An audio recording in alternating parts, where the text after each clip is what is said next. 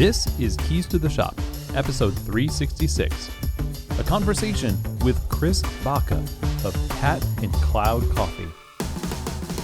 Well, hey everybody, and welcome to another episode of Keys to the Shop, where we give you insights, inspiration, and the tools you need to grow as a coffee service professional. My name is Chris DeFirio, and I am your host for the show. Thank you so much for taking the time to join me today. It would be great if you would subscribe to Keys to the Shop podcast wherever you're listening right now. Just hit the subscribe or follow button, and that will keep you updated every time we post great conversations like this one today with Chris Baca and lots of other topics and guests that will help you in your career and your business. Go ahead and hit subscribe right now. Follow us on Instagram at Keys to the Shop, and also share these episodes with a friend or with your colleagues. That would be awesome. And that's a great way to help this show grow. And you know, on top of this podcast, one of the things I also offer is consulting and coaching through Keys to the Shop Consulting. What Keys to the Shop Consulting is all about is giving coffee shop owners like yourself the confidence and clarity you need to gain control of your daily operations, increase profitability, develop your leadership, and really, truly care for and engage your staff and customers.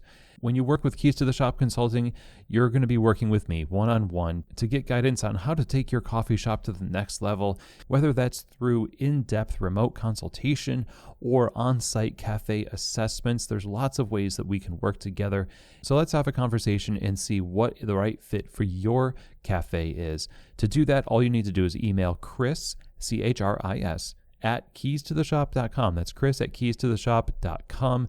And we'll set up a free discovery call, have a conversation, and see how Keys to the Shop Consulting can help you. Now, when you listen to Keys to the Shop, you know that a common thread through everybody's story is that there was one point in their life where they had a cup of coffee that changed their life. And that moment doesn't happen accidentally. It took a lot of care to bring that coffee to fruition and for that person to drink that coffee and really have it open their eyes, both literally and metaphorically.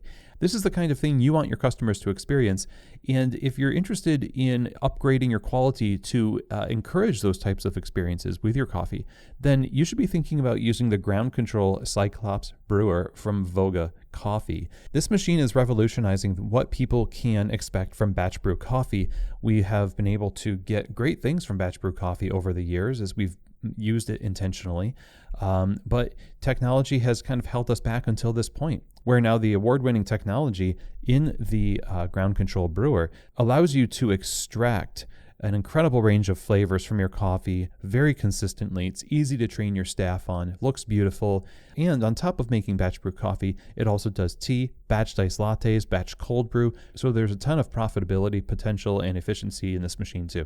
Go look them up and learn more over at groundcontrol.coffee. I truly think if you're looking to upgrade your coffee and also increase your profitability and efficiency at the same time, you should be looking at getting a ground control Cyclops brewer for your cafe. Again, check them out over at groundcontrol.coffee. Now, I am a person who is known to pour some latte art, and as a person who has made part of my career in my early days, pouring latte art, I'm very sensitive to what milks perform the best, and then at the same time, I'm very sensitive to the idea of what plant-based beverages pour the best. And one of the best out there, if not the best, is the Barista Series from Pacific.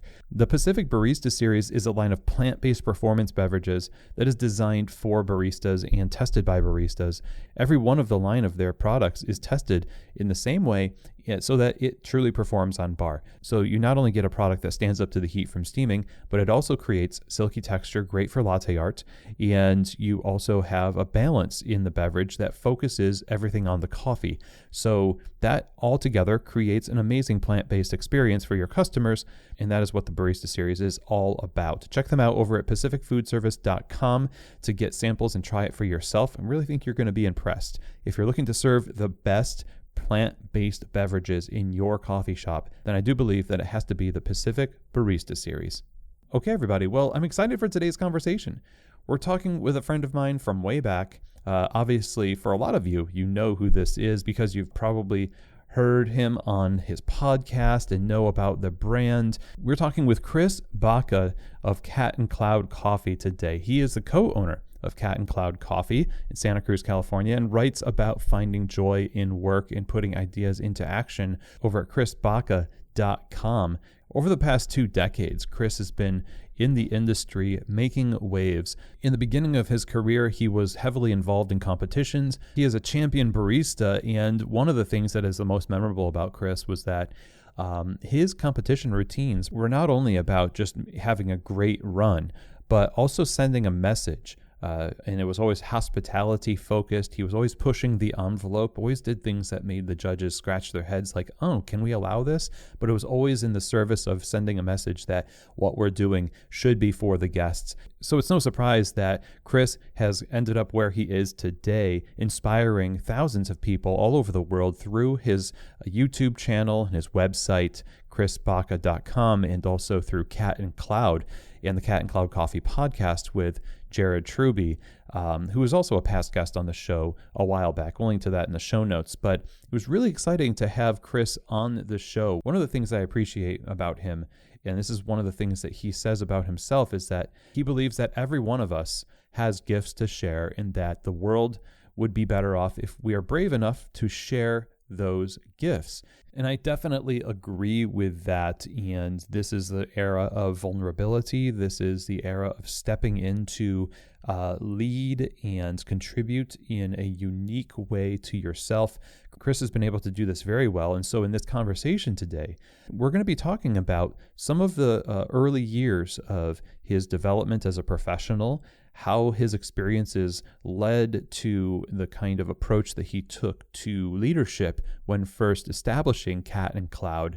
Of course, we're going to talk about challenges in the initial area of leadership and self-discovery as a leader, things like self-compassion, learning the soft skills of leadership, basing your decisions on values, but actually living those values out in a real-world scenario, and much more. There's a lot here in this conversation. And this is an hour long, and I understand it takes a bit to get through kind of these conversations, but I would encourage you to listen to this twice. And this is all wisdom that's hard fought for over the years of running such a successful company with the ups and downs of personal and professional development along the way. So I'm super excited to have gotten an opportunity to sit down with Chris, and I hope that you really enjoy this interview. So without anything else from me, let's get right to it. Here now is my conversation with the one and only Chris Baca. Okay, Chris, welcome to Keys to the Shop. How are you? I'm great, man. Thank you for having me. This is exciting. I feel like it's taken me a long time to get you on the show, not because I've just been, nagging you or anything. It's just like we're busy, we're doing things, and I've really wanted to have you on the program to talk about leadership and, life in coffee bars, and we're finally getting around to this, and I'm really excited. Yeah, this is awesome. You're one of the first recognizable faces for me in my specialty coffee journey. I remember the first time I ever saw you was I had those Bellissimo training. They were DVDs, I think. Yes, that's right. Yeah, and it was you and Billy and Matt, and I was like, oh, this guy's ripping here. What's going on? Oh, that's so funny. Yeah, it was amazing. And then meeting you years later, I was like, whoa, he's a real person. This is incredible. The interesting thing about, just both of our careers, I would say that we've just been kind of tracking along in the industry from similar time frames back in the early third wave. And, you mentioned the DVD and all the stuff that was happening back then. And maybe viewers will get sick of me talking like this on the show, but I just have to reiterate to people just how fertile the community was back in the day and how hungry everybody was to sort of know what everybody else was doing. And competitions were sort of like the nexus of all of that stuff for many of us. And it's funny because in that latte art DVD, you're teaching about latte art and people are connecting about it. And then one of my earliest memories of you is in competition when you would walk around with your homemade shirt that had a Rosetta or a heart latte art on it it was crossed out like no latte art. That was pretty funny. I remember thinking, oh, that's an interesting statement. I think I need to chew on that a little bit. You remember that, right? Oh yeah, that was a little bit of that was just me being a kid and being grumpy. So this is a hilarious story. The first trade show thing that I ever went to, my friend brought me to a coffee fest in Vegas, and it was the first time I ever did any competition ever, and I entered into the latte art competition. And they did it differently then. You would do, 3 pours, the judges would judge them and score them, and then you would pick the one that you want to enter into the comp. So there's the chance that you would pick one that actually got scored lower. You might not pick your highest scored one. That's right. So I poured 3, and I was really into those kind of wavy hearts, like really inspired by Bronwyn Cerna back in the day. So I poured one of those, or no, I poured 2 of those, and then I poured a safety Rosetta. And then my friend Tony, who ended up bringing me when I was making the decision, and he like scoots up next to me, and he's like, I hear him talking over there that like this one's, those ones are lacking symmetry or whatever. So I picked the Rosetta, and then all of the judges just looked at me with the strangest face. Like I immediately knew that I had done something wrong. And I was like, oh man. And Justin Teisel ended up winning that competition. He had a mohawk, and he was tearing it up in his own way. And then everybody came up to me afterwards and said, if you would have picked this pour, that other pour, you would have won. That was the highest scoring one of the weekend. And I was like, oh, no way. And then we had this whole discussion about interpreting the rules and what does something like symmetry mean, and how do you categorize beauty. It was just a hilarious experience. So that was less about latte art and more about like, okay, we've seen Rosettas, everybody can pour them, let's do something different, which now my view is pretty much exactly the opposite. Like I don't think there's anything more beautiful than like a really traditional, just super clean Rosetta. A lot of people, as far as latte art has come, have really started to rediscover the beauty of simplicity. And it's one of those things that's interesting, as we're going to be talking about leadership, that as we get older, as you and I get older and experience those waves of passion around these really niche things in the industry, like, tamping and the latte art and all the little pieces of minutia, right?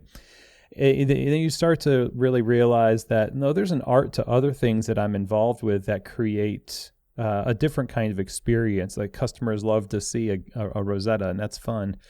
But as you continued your career and eventually started your ownership journey, when you all founded Cat and Cloud, I mean, you went into other coffee jobs and became, a leader within those rights. But then when you became an owner, I'm sure that, all of the past experiences with craft and focusing on the minutia sort of, I don't want to say fell by the wayside, but I'm sure it was a paradigm change for you in some ways to say, well, now the art is not so much the coffee, it's kind of the people, more or less. Was that kind of an experience that you went through as you transitioned from that barista role to sort of like the person in charge and on the hook for the business?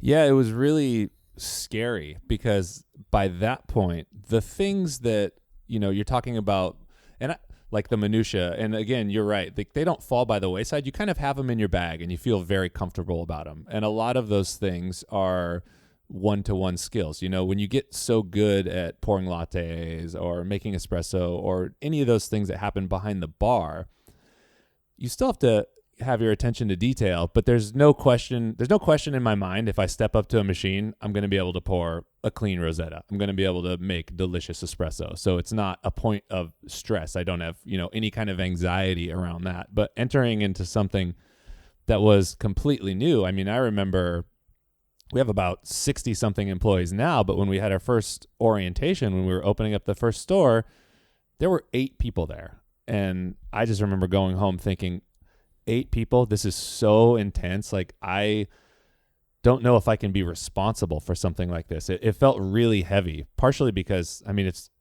other people's lives, and work is a huge part of our life. And the other part of it is I've just never done anything like this before. Why is it so heavy for you, where in other cases where people who start coffee bars, and I see this with clients of mine, and you see it as you have wholesale accounts, I'm sure, in the past and present or whatever, there's sort of a a different way of approaching business where people might be nervous about different things. They're nervous about their building, they're nervous about drumming up traffic.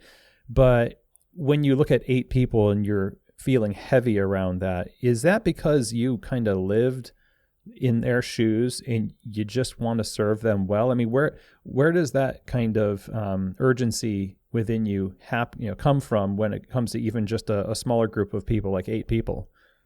Yeah, the whole impetus of Cat and Cloud, the reason that Jared and I started originally talking about doing something was we see a couple things. One, we see work as this huge thing in our life. You know, most of us get up and we go to spend 8 hours a day somewhere. We spend 8 hours a day doing something. And that 8 hours really shapes the way our lives is. There's no, people talk about a work-life balance, and if only there was this hard line between work and life, but there's not. If you go to work and you have a terrible experience there for whatever reason, you're going to be a little bit grumpier when you come home. You're not going to be as good for yourself and the other people that are in your life. And the opposite is true. If you go to work and you're aware of how you're growing, you're aware of how you're contributing, and things are generally good, that doesn't always mean that they're easy, but your experience is overall positive. You carry that energy with you into the rest of your life. So on one end, it's tapping into the power of work. And on the other end, it's, we've always had ideas that we thought were good. We wanted a place to express our creativity. Neither of us, I think, are hardwired to be business owners or entrepreneurs. We just wanted something that we couldn't find anywhere else. So we wanted to create that. And then, yeah, showing up in service for those people, but it's that sense of empathy where it's like, okay, I've been you. I know what it feels like to come here every day. I know the things that made me a little bit upset or things that I couldn't tap into. So that's where all of that pressure came from. And the other things they're important. You have to get people in the door. You have to manage your build out well. You have to manage the business aspect of it well. But in my mind, none of those things are as, I don't want to say tricky, challenging, or they just don't feel as weighty as dealing with interacting with human beings. Well, it's interesting because you can find the information and best practices about how to negotiate a lease or what kind of refrigeration you need. And there are templates out there for various, kinds of business models and stuff like that. But then, you hit the nail on the head where there's no template for dealing with the, unique constellation of 8 people that you started with, because they're all going to have varying levels of needs. And that seems like the right place to put any kind of terror that you're going to have as you open a business. Right. And you said it because I said it, but I always have to double back because I say this a lot because I used to just say it like that. I say, sometimes I'll slip and I'll say dealing with, and I don't mean it in a negative way of like, oh my gosh, I got to deal with these people, but just interacting with. So I just wanted to clarify that point because I catch myself slipping. I catch myself slipping in that one all the time. It's hard. And, it's almost like, when you say that, I think subconsciously, even if we're saying dealing with people, and it does sound like, what a burden to do. There's a weight to it. But the dealing with people is also sort of like a dealing with yourself, dealing with people. Right. Yeah, right. Exactly. So it feels like there's this journey of self-discovery because that's how you started. And it's funny to hear you say, we're not hardwired to be, entrepreneurs. And then you go on to say, we saw a need in the industry. And so we wanted to create something. And so we did. And I was like, well, that sounds awfully a lot like what people think is entrepreneurship. But that self-discovery aspect of it is part of the entrepreneur's journey, right? Where you kind of, here's my kind of like bringing this to another place question, which is more like, you wanted to fix something that you saw was maybe broken or needed in the industry, or what you wanted to do creatively. Right.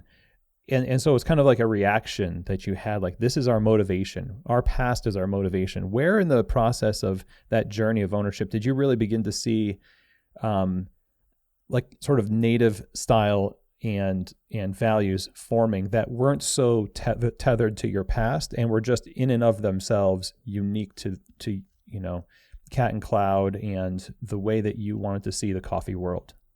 Yeah, I think we've always had a deep sense of what we believed, and that's why when we saw things that didn't mesh with that, it was less of, oh, I'm having a reaction to something negative. It's more, I believe this, that comes before anything. This feels really natural to me. This is my thought process. This is what I see the world could be. And then there's something that's not happening and you're living it and you're still always trying to get back to that sense of, I think this. And that's something that I believe in very firmly, that anything that the things that move our soul the most start with a positive intention and not a negative intention. And sometimes it can feel like a reaction to something like, oh, I had a terrible workplace experience and therefore I opened a business to not have that workplace experience. When in reality, it's probably more like, I believe in the potential of work.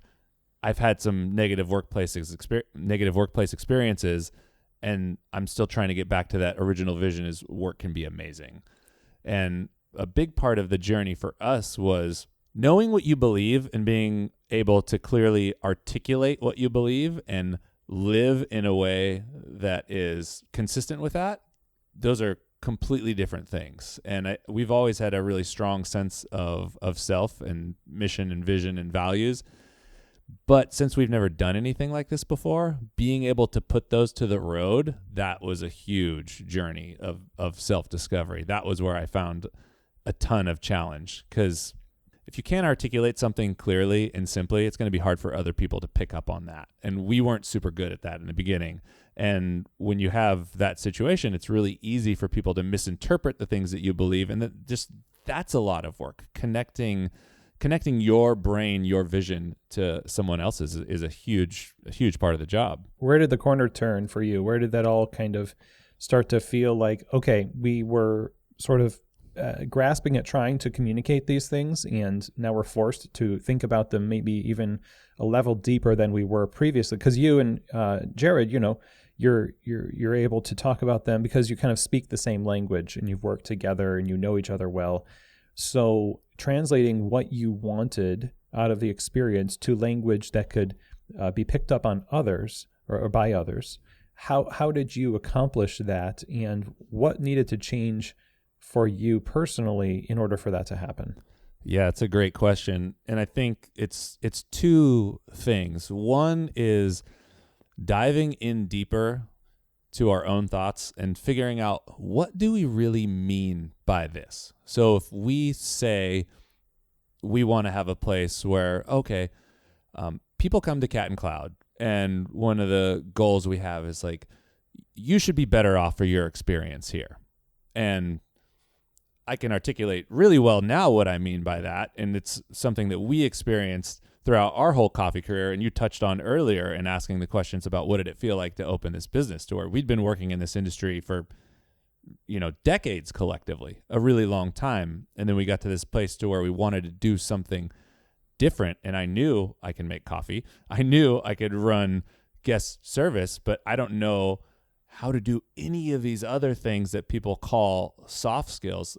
How do I give and receive feedback effectively? How do I communicate with other people that are different than me? How do I have these hard conversations? I didn't know how to do any of that. And if you come to work at Cat and Cloud, one of the things that we have on offer is, regardless of your position, where you're at in the company, these are things that are really baked into our culture. So you leaving better than you came in, even if you've only been here for 3 months, 6 months, you will have this bag of skills that you can take anywhere and apply. That clarity is a little bit newer, because if you rewind the whole situation and say, okay, we believe in this place where we leave people better than we found them. What does that mean? And does that mean, people come to work and I'm just happy all the time at work? Does that mean I come to work and work's really easy? We're having fun. And, we had this era that we joke about in Cat and Cloud where we call it the positive vibes era. Because one of the things that we had said in the past with guest service is just that, if people come people come in and leave happier than they were when they got there, we've done our job. And I think on a base level, that's true, but how we communicated that and how it got misinterpreted is like, dude, work's just whatever, man, whatever I want to do, it's cool. Like, we're good. I'm not really working that hard. I'm just, as long as I'm smiling, I'm doing a good job. And that's not true. So those are kind of that was like the challenge in how do we clarify those things? And that's just one example, but we kind of did that for our whole value structure, and really taking the time to explain and think ourselves about what are we trying to say here. And then the personal part of it was when you're just doing something, you don't know how to do it very well. Your vision is bigger than your skill set. And that was true for me. I mean, it's true for everybody, but I really could see that happening in, say coffee. I was falling in love with coffee. I was falling in love with this thing. And again, we talked about that DVD. This isn't an era where I can go and just, look up on YouTube and find things. That just didn't exist. It wasn't there. So I'm, slow burn, trying to learn things, and I have good taste, but I can't execute on that taste.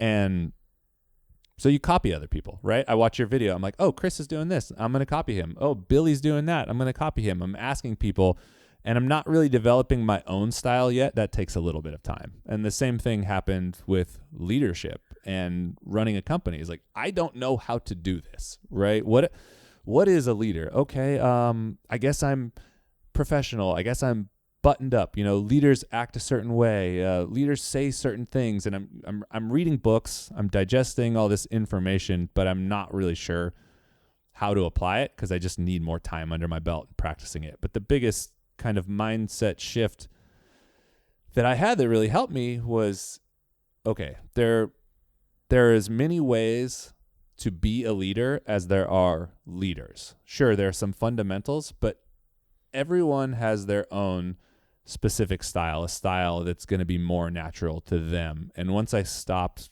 trying to be all of these other things, and I could just say, hey, I'm Chris. This is how I'm leaning into my work. Things started to work. Things started to click a little bit more. And that was, kind of one of those revelations that shouldn't be a revelation. Oh, I'm like the best version of myself when I'm acting in a way that's true to who I am. Like, seems like a no-brainer, but it's really easy to forget in this world where, it feels like we're all trying to be someone else. Yeah, well, I think in some sense you and I and anyone else kind of still is. Yeah, in that kind of leads to this idea of when people react to your leadership in a positive way, it makes you feel like, oh, I should do that more often. That led to a positive result. And to judge that, you would say, is it going toward the direction of what our mission is? And so if that's in that positive and what I just did, then I'll do that. But if they react negatively, though you were authentic to who you were, then it might require you to say, well, maybe I should change the way that I lead.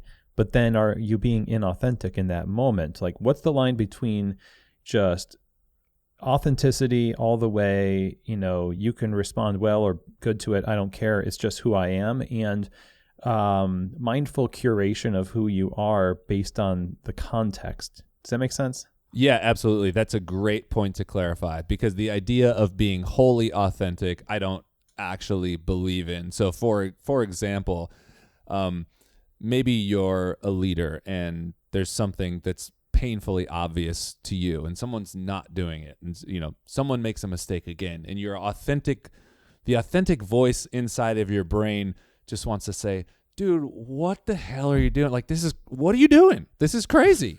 But the professional in you says, okay, that's not going to be effective. So when I say authentic, I don't mean just kind of here's me and deal with it, but I'm more don't let it all hang out. Right. I'm speaking to, like, each of us has a way of communicating that is natural to them, a style that we can kind of dive into. And it's the same thing with I mean, a really good analogy is physical sports. I'm not a huge sports guy, but different players, even within the same game, have different ways of communicating their talent. You know, if you're playing basketball, maybe you're a 3-point shooter, maybe you're in the paint. Like, it's same goal, different means to that goal. So that's what I mean when I'm saying like that authentic style, feeling something that feels natural to you. And then to your other question, it's really tricky to judge.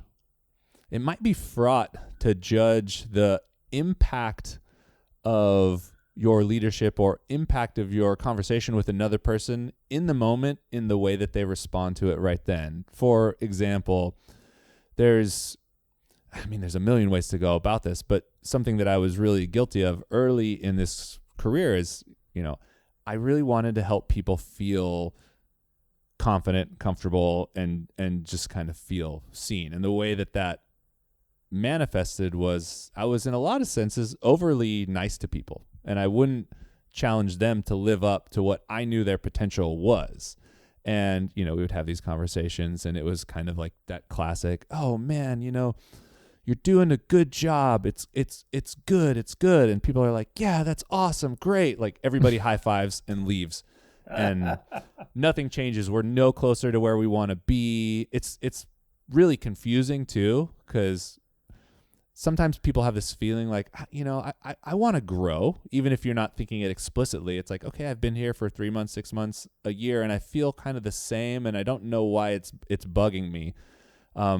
People crave growth, and as a leader, you owe it to people to not just try to make them feel good all the time, but challenge them to be as good as they can be. So sometimes these conversations are more like, hey, I see you doing this. And, it's always framed in the context of the mission and the values of the organization, because that gives you the ultimate clarity of like, cool, we've all agreed that we're going in this direction. Like we're working together towards this common goal. Like that's a known factor.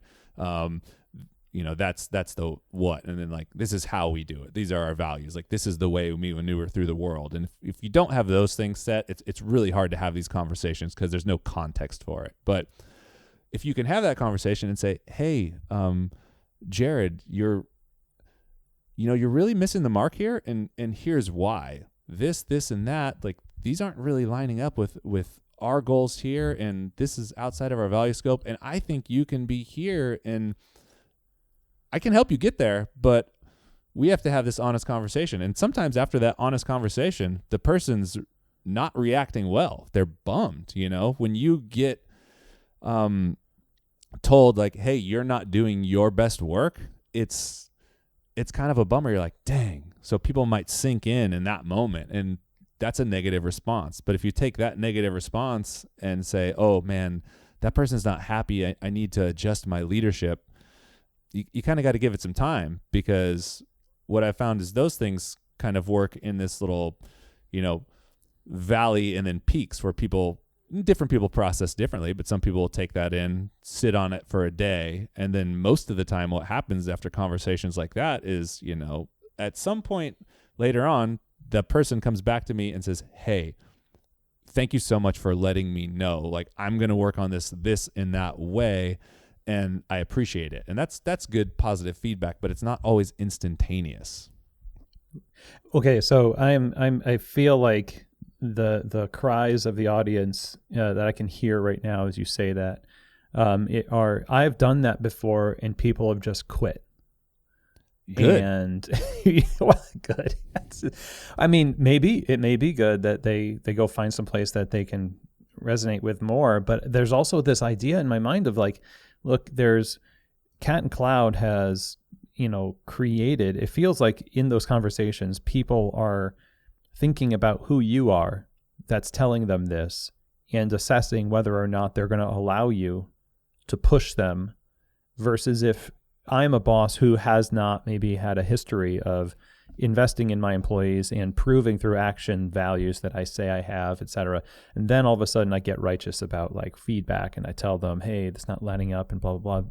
Their mind goes to the Rolodex of incidents where it's just like, well, who are you to tell me this? Because X, Y, and Z. I mean, I guess my question here is like, how much of that positive, even if it's taken a couple of days for them to sit on it and come back to it, how much of that do you think is based on you having sort of plowed the ground a little bit through the culture of the business? Right. It's all interconnected. Absolutely. And I spoke on, this idea of mission, vision, values before, whatever you want to call it. But I really what we're getting at is all these levels that are nested within each other. I don't think anyone's more important than others, but you have this idea of enrollment rather than enforcement. Enforcement is what you described in The Boss. It's like, hey, just do this because I said so. And it's like, what the heck? This is the first time you've talked to me in 2 months. Like, I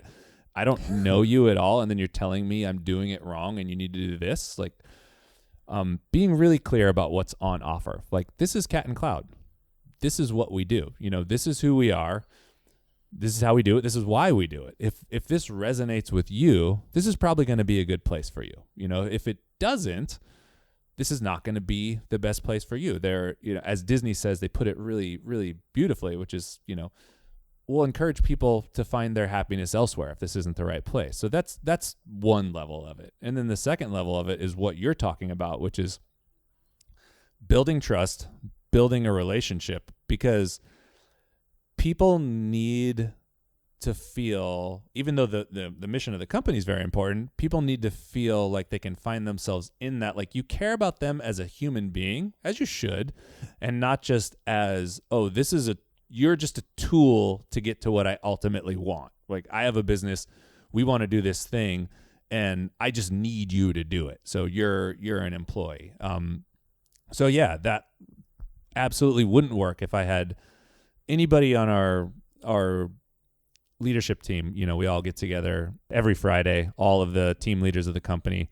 There's myself, Jared, and Charles, and there's a group of 8 other people that meet, and we give updates, and we give each other open feedback, and we're in constant communication throughout the week. And when you feel close with someone, it's not just that you're developing a friendship, but it's trusting that the person sitting across from you genuinely has your best interest in mind. And people can tell, when you're faking it, or at least I think they can. And I think that's why people have a challenge with that. If you're having these conversations with your employees and they're like, forget about it, I'm out of here, it could be a bunch of different things. Like, it could be all the things we talked about. Maybe this isn't the best fit for them. Maybe you haven't been really clear about what's on offer. Maybe you haven't spent any time connecting with them. Maybe you haven't shown them how their work is impacting the organization. Like, how does what I do every day benefit everybody around me? Maybe you haven't shown them how they're able to grow personally in that. I wrote this little, 6-point business plan. Here's a template, 6 things to do for your organization. Get clear on, this is what we do. This is why we do it. This is how we do it. There's 3 things. And then for your team, getting really clear on how can you contribute? Like, how is your team contributing? What is the impact of their contribution, and how can they grow while they're doing it? Get clear on those 6 things, and that's huge. That's going to get you most of the way there. That's super simplistic, or boiled down.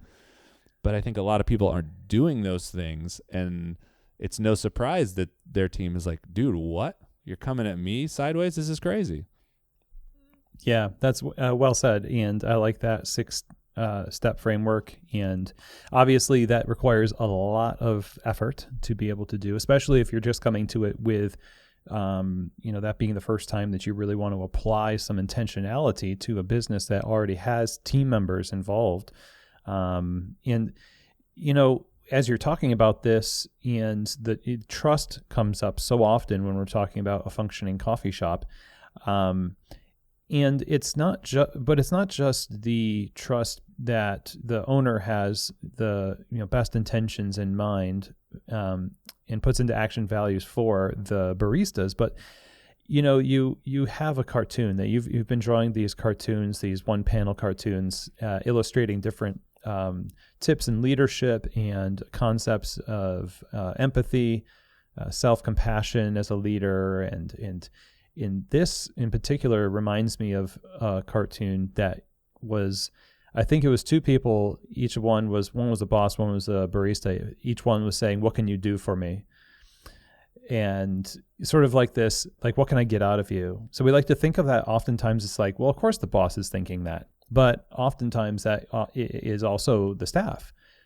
But as I hear you talking, if you're steeped in a culture where you see that those good intentions and that coming from the boss, from the leaders, it seems like it's going to be reciprocated in some way, but it's not always. Talk a little bit about how to sort of increase the level of being seen on both ends, both the leadership side and on the barista side. Yeah. Oh man, that's a you're speaking my language. I mean, it's a two-way street, right? It really is a relationship, and both parties have to take responsibility for everything in their world. So if we zoom out, there are some things that are true, but then there's these little caveats to them, right? So one of these things, which is people are going to rise to the level that leadership presents. They're going to model the behaviors that you put forth. If you're checking in with people, if you're paying attention to, and it's not only people, it's guests, it's everything, the environment, all of those things, people are going to start to model that behavior. That's best case scenario, where you have a group of leaders who are paying attention and actively invested in the culture. Most of the time, you're right, that is going to be reciprocated. And if it's not, it's a little bit of a red flag of something that I have to look into. Like what's actually going on here? And from the employee's side, it's, even if you work in a place that doesn't have that, I feel there's so much potential in work if you can just kind of reframe it and not say, okay, cool, I have to be here for 8 hours. What am I going to get out of it? I'm going to get out a paycheck, right? This is a completely transactional relationship. I show up, I trade my time and energy for money. That's it. I go along with my day. And it requires you to get to a next level, especially when you don't have awesome leadership. You kind of think about, okay, cool. Like, what do I really want? Not just out of my job, but what am I looking for in life? How am I trying to be better here? So my first coffee shop job, I was, before that, this is the first kind of truly guest facing job that I ever had. I mean, I'd worked at McDonald's in the mall, which was semi guest facing, but I was just so young. It was a complete train wreck, but I found joy. I even found joy in things there. It's like, I'd always had this sense of there's something about showing up and doing your best work for whatever reason. So I would make games happen all the time. Cool. My first job at McDonald's was to go into this freezer and stock the bun fridge. So there's 3 different kinds of buns, and I have to break them down off these pallets and put them into their little loading chutes and tally them. And every day I'm like, okay, cool. Like, I'm going to do that faster than I did the day before, and then I'm going to check in with someone. And I don't know why I did that. It just felt very natural to me. But it made work awesome. And, I drove delivery and worked at Round Table making pizzas. And I was like, oh, you know what? My pepperoni pizzas are going to have the most perfect symmetry ever. I'm just going to like find these ways to find kind of magic in the mundane. Because like, no matter what you do, there's someone on the other side of that. But when I first started working in coffee, it was really clear that how I showed up was affecting other people's days. People would come in and say, I really like it when you're here. This is great. Like, you make really great coffee. This is awesome. I'm like, oh, okay. So on one level, there's this connection that I hadn't experienced before. I'm kind of being introduced to the idea that what I do matters. Like, but also, me personally, I'm super shy by nature. I don't feel comfortable talking to people. I'm not really the chop it up guy, but I'm put on this stage where I'm okay, cool. Like I'm at the machine, I'm at the register, I'm super, super weird. So what am I going to do? I'm just going to make a conscious effort to where like, okay, yeah, I'm making coffee. Yeah, I got to clock in and clock out, but I'm going to work on my conversation game. I'm going to work on my, my social skills. This is my social skill challenge. You know, I'm going to try to start conversations with new people every day for this month and then see what happens. What are you trying to do? You know, have some sort of vision for the future, because everything that you want to train for, you can train for that now, even if someone's not explicitly training you to do it. You know, it kind of goes back to those things that I was talking about before, where there's a set of skills that are going to help you in life wherever you are. And best case scenario, someone's taking you and bringing you with them and saying like, here's how this works. And in the absence of that, it's like, oh my gosh, you have to do it for yourself. And that means really getting bang for your buck when you clock into work. So I kind of got off on a little bit of a tangent there. I got excited.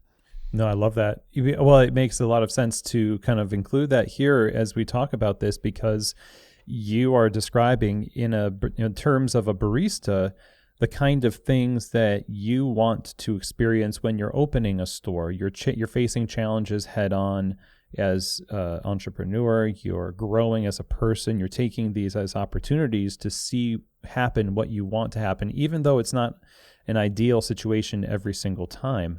And so the barista's journey, especially what you just described, it mirrors that, in that life presents challenges, and often those challenges come in the form of, problems that people can invent and do. And it's just that, like you said, with 8 people facing you for the first time as your employees, that can be intimidating. But I like your way of leaning into it and saying, we'll see what happens. We'll see how this goes. And beyond personal experimentation and saying, okay, well, I'm going to mindfully go through my day and not just let work happen to me. I'm going to happen to my work, right? Right. There's also this extension of goodwill, this I mentioned earlier, mutuality, that I sense in a lot of the things that you're putting out there, and especially in these cartoons and these series that you have on your Instagram, where it seems like a call to sort of put yourself in the shoes of the other and allow that knowledge to change the way that you behave and extend compassion and stuff. Like, talk a little bit about that and how you've seen that work, and maybe how you've been inspired by it going not great and great. Yeah, I think one of the things that is tragic from a business owner's perspective, or a manager at whatever level you're at, once you get so far removed from something, it's you kind of forget what it felt like to be young. You take it for granted. You have all this experience. You've got years and decades of knowledge and practice, and it's really easy to forget that the people that you're working with don't have that. We're working with people who this might be their first job. So for me to expect them to be where I'm at, it just doesn't make any sense. But that's really easily forgotten. Things that are obvious to you, the things that you take for granted, are not obvious to everybody. And that requires actively remembering what it felt like. You said put yourself in the shoes of the other person. And that's something that we do in the cafe as well. This is also borrowed from Disney, but seeing things through the guest's eyes. It's not just about you and seeing from your perspective. What does the whole experience feel like? And that's why we encourage people to not just think about this idea of empathy and try to put yourself in someone else's shoes. Is like literally go do it. If you work behind the counter and you've only been behind the counter for 2 or 3 weeks in a row, get out from behind the counter. Go stand in line. Go stand in line at your own coffee shop. What does it feel like to wait in line? What do you see while you're waiting in line? It's going to give you a whole different view of what's going on. And I don't know. I think there's something really amazing and powerful about youth and the energy that comes with it. And I don't want to forget that, because once you can't relate to something, it just, I don't know, there's no way you can lead something or help something grow that you don't understand. And then from the employee's perspective, the inverse is true, where taking the time, and this is really hard work, because I know that that energy that comes with being young, you get a job, you're like, oh my gosh, I'm really the coffee crew will probably really relate to this. I have a coffee shop. I hired a barista. This barista's got some experience. They come in and they immediately say like, oh, you're doing this wrong, you're doing that wrong, you're doing this wrong, this could be better here, this could be better there.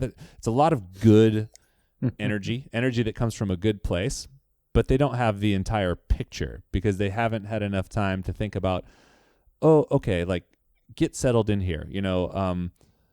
Things are probably the way they are for a reason. Someone has thought about setting up a structure this way.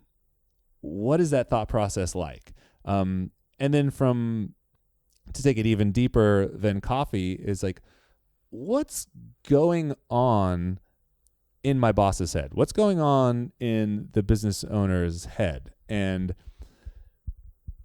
it's easy to get, I talked to someone who was just a super rad human at a coffee shop a couple months ago, and they were going to open up their own shop, and they're really excited. It was going to be, this pop-up, and they're going to morph it into a brick and mortar, hopefully, and they're really excited to work on bar. There's a younger individual there. I can't wait to do it. I'm going to work on bar every day. It's going to be my life. I just want to be there. A lot of business owners, they just kind of show up, take a check, and leave. But that's not going to be me. And this person didn't mean anything negative by that, and they weren't trying to punk anything. But I was just like, oh my gosh, there's just like a completely different perspective of taking the time to understand, what does it take to create this ecosystem that you're living in. And it can be found out a couple ways. One, just by thinking about it. Two, by going and asking, like, hey, what's going on here? Like, how can I be better? What are you seeing that needs to be improved? But when you operate with this mutual empathy, it's almost impossible to not want to help each other, because the thing that's best for everybody is for that to happen, right? It's like, if I want a group of engaged, empowered employees, it makes sense to understand the challenges they're facing and to understand a little bit about them. If the employees want a really amazing work experience, it only makes sense to see things from their boss's perspective. So once you stop getting into this, like, what are you going to do for me, and more in terms of service, what can I do for you? It's a super old cliche, but it totally works. And apply it to anything, want to be the best barista in the world? It's not just about, look at me, I can make beautiful latte art. You have to see the whole picture. What is the guest experiencing? What are people expecting when they come in here? Because latte art's a piece of it, but if that's all you can see, you're missing the opportunity to gift someone with this amazing experience. Yeah, that amazing experience extends, from the customer to actually the employees themselves, and even the owners. Like, you want to enjoy the process of owning your coffee shop, and you want to enjoy the process of working in a coffee shop, and everyone wants to, extract joy from this in a thriving environment. And that mutuality is oftentimes it is falling on leaders to create an environment where that can happen, where you're talking on this, and I'm sure there's baristas listening to this going like, that's a good point, I'm going to do that. But then owners are thinking, well, my baristas are never going to initiate that particular brand of curiosity toward what it's like to run a shop, and they'll always kind of fall short of extending grace to leadership. Is there a way for, there may not be, leadership to gracefully cultivate an understanding in the staff of the complexities of what's going on in the coffee shop so that it kind of takes the edges off a lot of assumptions that kind of run rampant. Yeah, I think the best way to do that is by being as open as you can be and communicative as you can be about whatever it is that may be going on. So I think you're absolutely right that if we're looking at percentages or who's going to initiate contact more, it's probably going to be leaders initiating that more, and the staff is going to be a little bit more hesitant to do it. And that's, hey, you're in a leadership position. Part of being a leader is going first. Part of being a leader is saying like, hey, this is something we do, and putting that out there. And I think that, I mean, there's so many different levels of this. Like, there's a different conversation happening at the cafe level between cafe team leaders and frontliners than is happening between team leaders and the ownership group on Friday. But I think within every level, it's like people should know the information that's relevant to them. Like, it doesn't do me any good to be like, you know what, like come into the front line and be like, guess what I had to do today? Like, I had to sign guarantees for $1 million loan, and then we're financing this thing to get some grinders, and then it was just like really stressful for me to sign my name on that. And if it doesn't work out, they come and get my stuff. That doesn't inspire confidence. It doesn't make people feel sorry for me. And it's more about, hey, if you're interested in doing an awesome job and you think you've done everything you can to do that awesome job, you probably haven't, and that's okay. But the next step of action is like seeking out the leader who's closest to you and saying, hey, I want to do an awesome job. This is what I already did. What can I do now?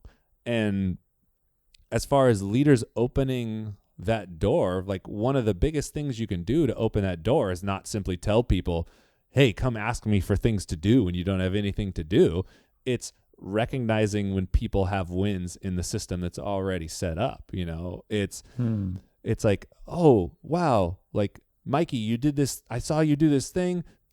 That was super awesome. Here's how it connects to our values. Good stuff. Like, keep that up. Oh, cool. That's positive. I like the way that feels. I like to have my boss come and tell me that. So I'm going to seek out that kind of energy. It's like, oh man, that happens all the time. It's brilliant. Like, we have breakfast burritos at Swift, and we had a hot sauce shortage, and I was like, oh my gosh, we're out of hot sauce. What the heck? So I went to the store and just grabbed a bunch of hot sauce. This is not something that I would normally do. I haven't done anything like this in years. It was more of just like a gut reaction. I was like, I'm going to the store right around the corner grabbing hot sauce.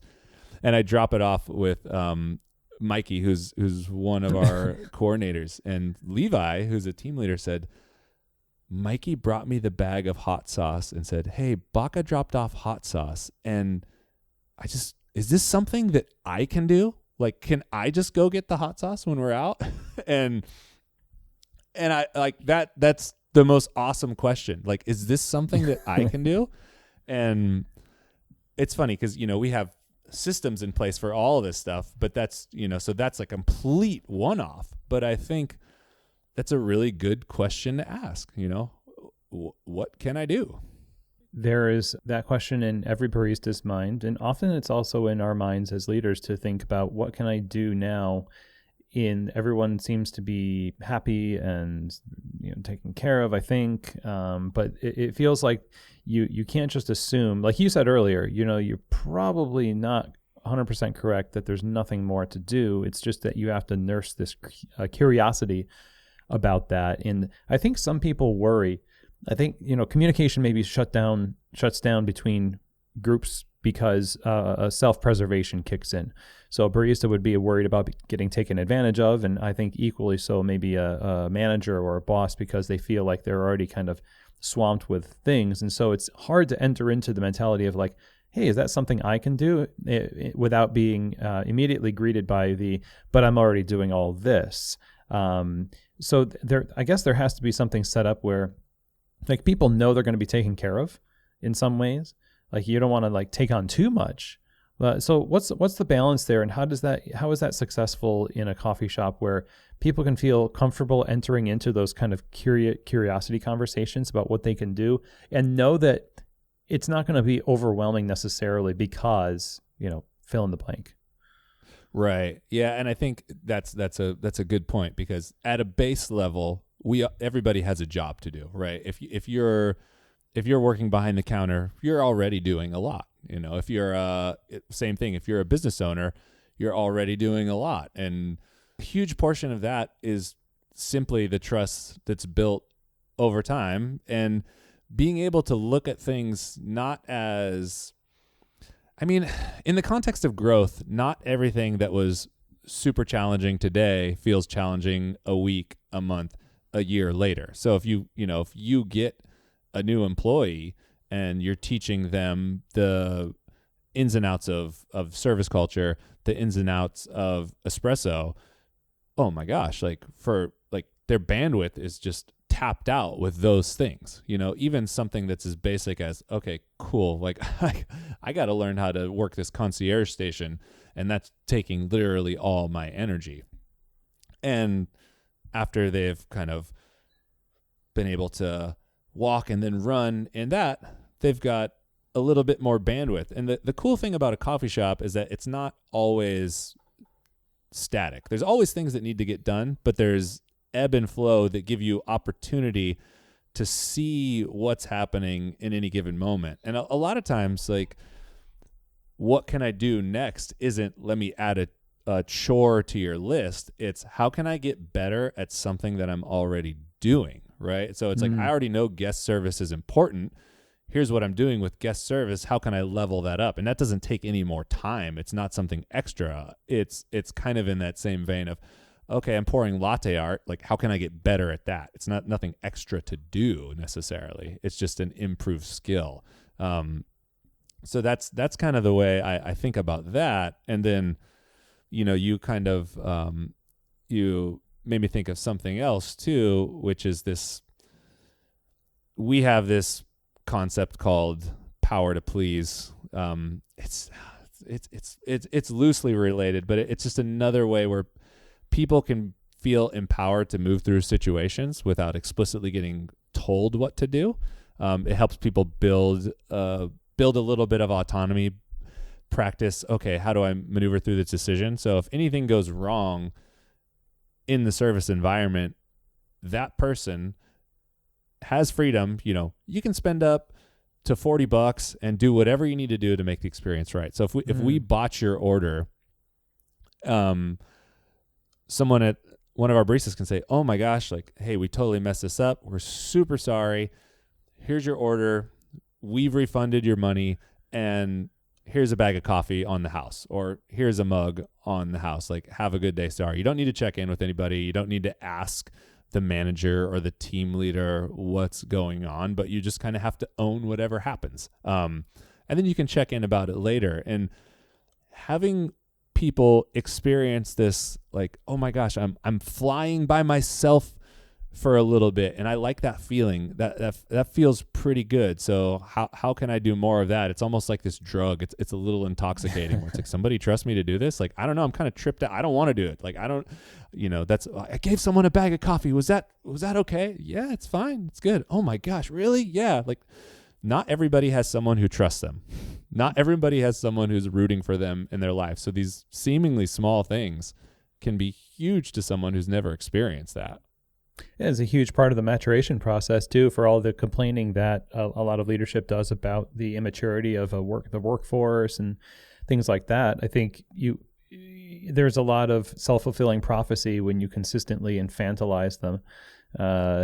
And I'm just thinking, it's some vague reference of a movie I watched a long time ago. It was a veteran back from like Desert Storm said, in the Army, I was in charge of multi-million-dollar equipment, and here I can't find a job to bag groceries. Like they trusted me to do all this with all, this high-tech equipment, and you rose to the occasion, even though you're like 19 years old. Now, all of a sudden, you're very capable because somebody not only trained you really well, but also said, here's the keys, go ahead and do that. Man, I don't know if you're familiar with Barry Waymiller and what they do. No.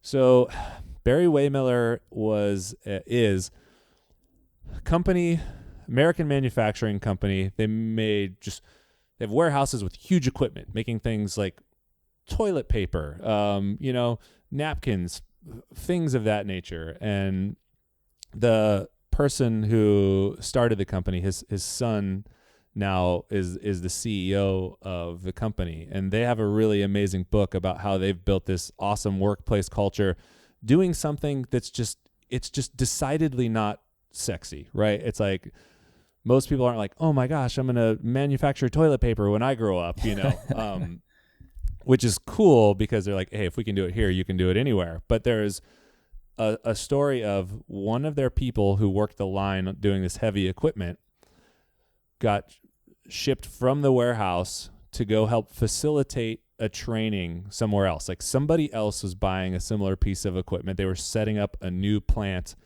and he got shipped out there to kind of help with everything.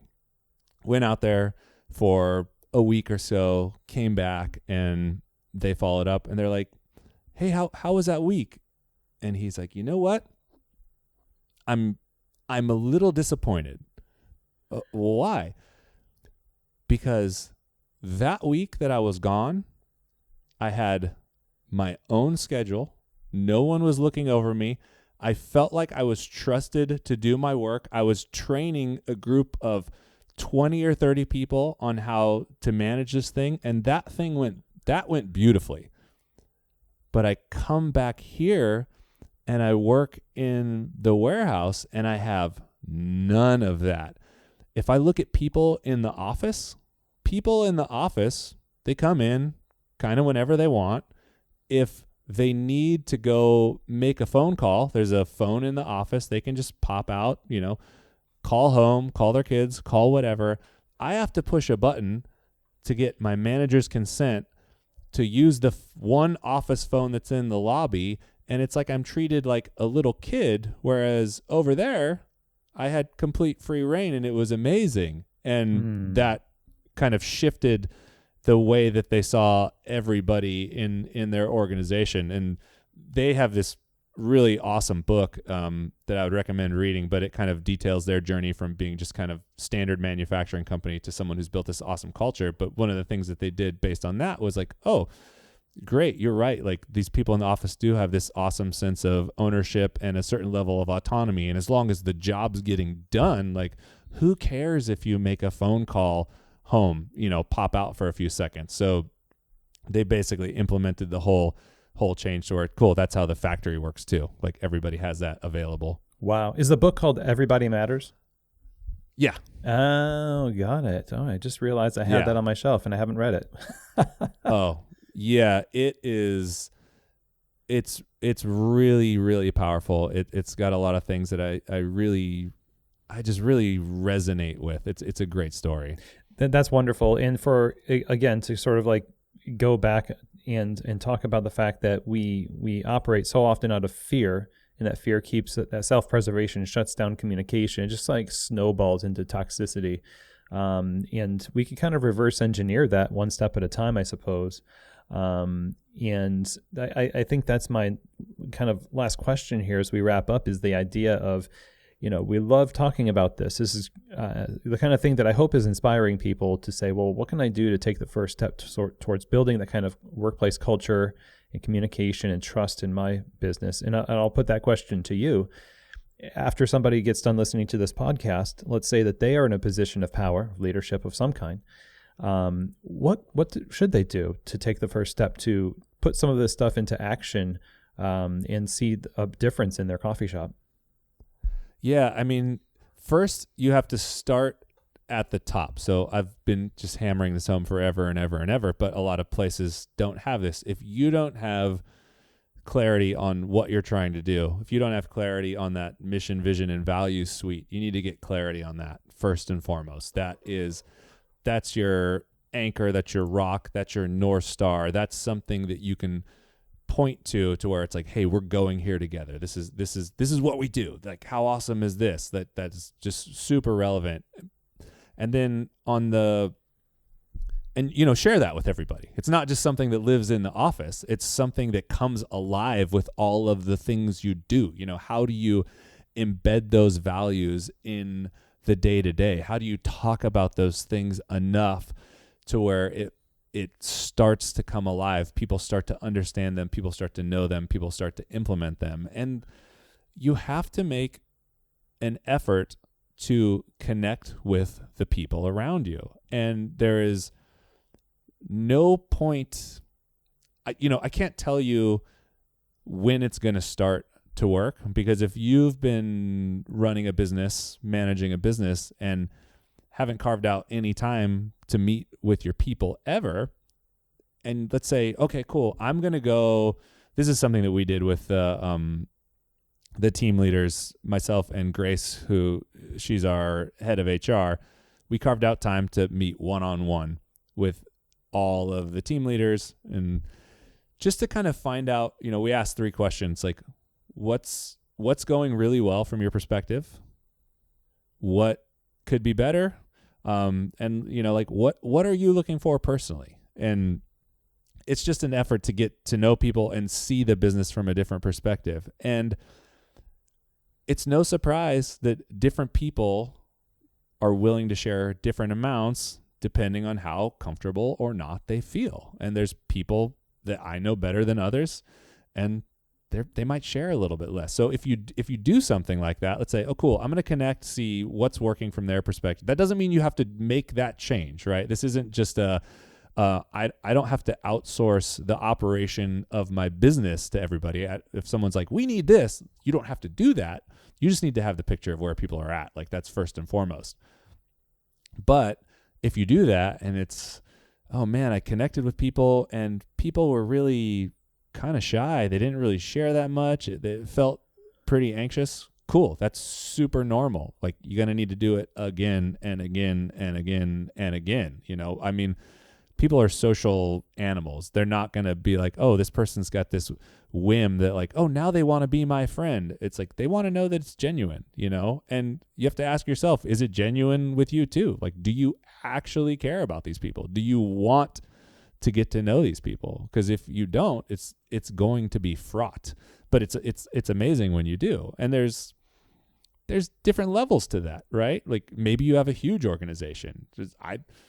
We have a ton of frontliners who I've never sat down with and said, like, had these deep conversations with, but we've got leadership at every level that we are incredibly connected to. So depending on how big you are, like, I hope to inspire a lot of people like that. That's cool. Like, to be able to inspire someone, that's like such a cool gift. A lot of people have inspired me, and I like to pay that forward, but there's no way I can deeply know everybody at work. But I hope that what we hope to set up is a situation where, oh my gosh, like, Herman is the team leader at my store, and like, Herman might as well be Chris or Jared. Like, the way that people look up to Herman, it's like, oh gosh, this dude is amazing. Like, he makes me want to be the best version of myself. He pushes me, he makes me want to do that hard work. And good leaders are curious. Good leaders care. Mm-hmm. It's like, I don't know if you can do one without the other. So that's the non-answer, but it's like, there's no perfect plan, but it's like, connect with your people. I would have those one-on-ones. What's working? What's not? What feels awesome? What doesn't? And then through those conversations, you can kind of clarify, both sides can clarify. Like, it gives you this beautiful chance to say, someone's like, oh yeah, this and that, I don't like that. You can say, oh, I totally get that. This is why this is that way. Oh, wow. Okay. I never knew that before. Right. Oh, okay, cool. And then you get to have some discovery for your own. Like, this one, you're right. Like, that doesn't actually seem right. 3 people have talked to me about that, and that doesn't feel right. Let me figure out how to make that better. That's great. I love all this. Is bringing up to me this idea of, if you have to keep trying over and over again, it's just about implementing imperfect action, right? And I guess there's a lot of need for self-compassion when you're doing this, because you could probably get down on yourself pretty easily, getting the first steps out there and feeling, like you go home and you feel defeated. You're like, I don't know if I can do this next week, but maybe we need to just like stamp down that perfectionistic nature that we have, because we see all the problems in our businesses and we want to solve them all with like one fell swoop. But maybe it's just patience and self-compassion. Yeah, it's an opportunity. Like, problems are cool, but the cool thing about problems is that they all have solutions, and within those solutions, that's where the growth is. How bored would you be if everything was just figured out? I think people think they want that, but imagine that for a second. I'm not challenged at all. I'm literally just sitting on a beach sipping margaritas. Yeah, that's cool for a day, maybe a week at the most, but the people that we're talking to now, I don't believe that they actually want that. So it's being able to categorize, like, okay, cool, I'm turning these problems into opportunities, and this is my challenge for the day. And I work through it in the same way that I work through anything else. If you're remembering what does it feel like to go on bar for the first time? Oh my gosh, I probably served more terrible shots than good ones. Maybe I got a 5% success rate. I'm working this busy bar. I don't know what I'm doing. Theoretically, I've been through training, but training's only part of it. Like, we learn by doing the thing, and you got to do the thing over and over and over again until you feel competent in doing that thing. And, people categorize leadership in this different way to where, it's just like some people are born with it. No, like maybe some people have a certain predisposition towards certain things, but it's a skill. Like, we can all learn how to do this. There's nothing special about the people that do it well, aside from they've committed to engaging with this process, this imperfect process. Like you said, I think it's perfect. What is the next best step? And then, awesome, zoom out enough. Like, you don't need to beat yourself up for not being where you want to be. Just celebrate the progress that you've had and know that you have more work to do ahead of you.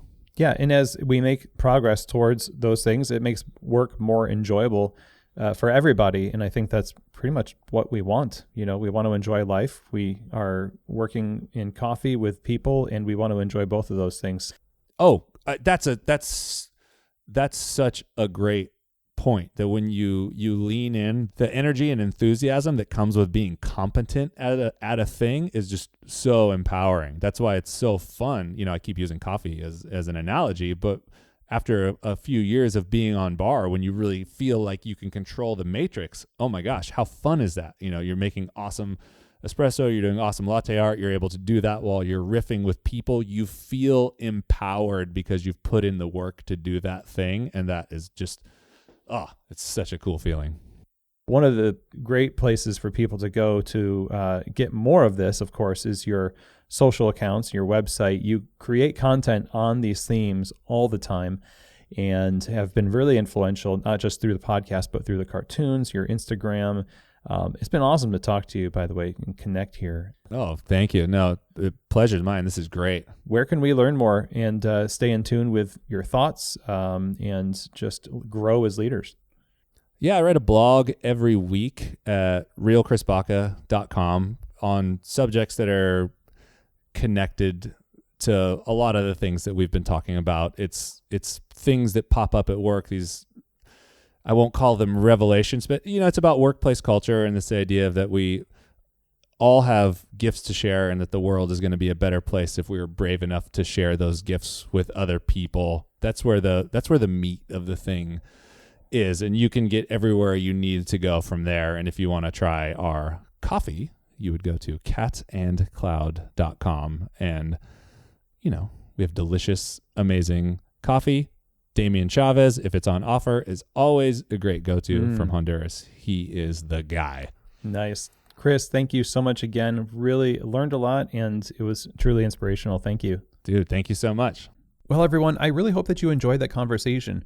I think that one of my suggestions for you would be go back and listen to certain sections of this that really resonated with you and let it just kind of settle into your psyche, in your brain. If you feel like something resonated and it was really inspiring to you, that's what's necessary to actually let it change your behavior. So go back and maybe listen to this conversation again or listen to certain sections again, because Chris really did deliver a ton of wisdom and practical insights that I think will positively shape the way you approach yourself and others, your business, and so forth. And like we said in the beginning, this is one of Chris's beliefs, that the world would be better off if we're brave enough to share those gifts. That's the next step here, is taking what you know is right and the values that you know you believe, and taking the first step bravely into something that's going to challenge you. Similarly to what Chris said here in the beginning of our conversation, when he was talking about looking at that initial group of 8 employees that he felt this urgency and gravity around leading. That's the real deal. That's when values and beliefs, where the rubber hits the road there. It's evident to me that the quote-unquote next thing in coffee, if you can really parse it out that way, is not so much based on coffee itself, but it's based on how we as people, as we get older and we have more experiences, develop, and how we develop others along the way. Leadership is so important, and I'm grateful for people like Chris Baca and his example to us in specialty coffee. So a huge thank you to Chris for sitting down with me. Such an enjoyable conversation. You can find out more information about all Chris is up to over at chrisbaca.com. And of course, if you're in Santa Cruz, you should be looking up the Cat and Cloud coffee shops. And of course, learn more about Cat and Cloud Coffee by visiting their website, catandcloud.com. Now, if you have any questions, comments, or feedback from me about today's episode and any other episode of the show, of course, just reach out, chris@keystotheshop.com. And of course, if you are interested in working with Keys to the Shop Consulting to help you bring your cafe and coffee shop to the next level, then I would really love to have that conversation with you. Just use that email. Let's set up a call, chris@keystotheshop.com. And I want to make sure that I mention to you this fantastic resource that we have in the industry, where we do get to learn from each other as we're all on this journey together. There is so much that we can share with each other that's going to be helpful. I experienced this firsthand recently at Coffee Fest trade shows. I was just in Los Angeles. I did a workshop on developing systems in your coffee shop, and as we were talking together as a group, it was, they said, kind of like therapy, in a sense. We were talking about problems and hurdles to developing systems, and people in the group are helping each other as we're discussing this. And that's the kind of little, that's a microcosm of the kind of stuff that's happening all throughout the show. Coffee Fest is set up to equip and resource you to run a thriving coffee shop through workshops like the one I run, or lectures, panel discussions.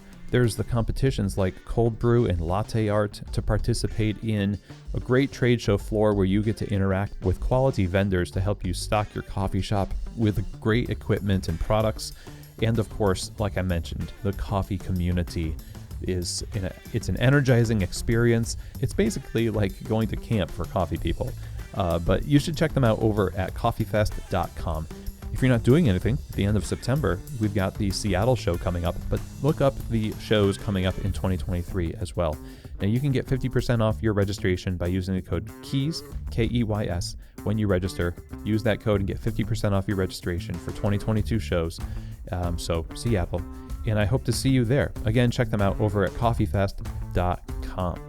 Now, with that is the end of our show today, everybody. I hope that this conversation with Chris Baca was inspiring, informative, and that just like what they say at Cat and Cloud Coffee shops, that you leave better for having listened to it. So thank you again, everybody, for joining me. Don't forget to subscribe, share these episodes with a friend, and as always, I hope that this episode has truly given you keys to the shop.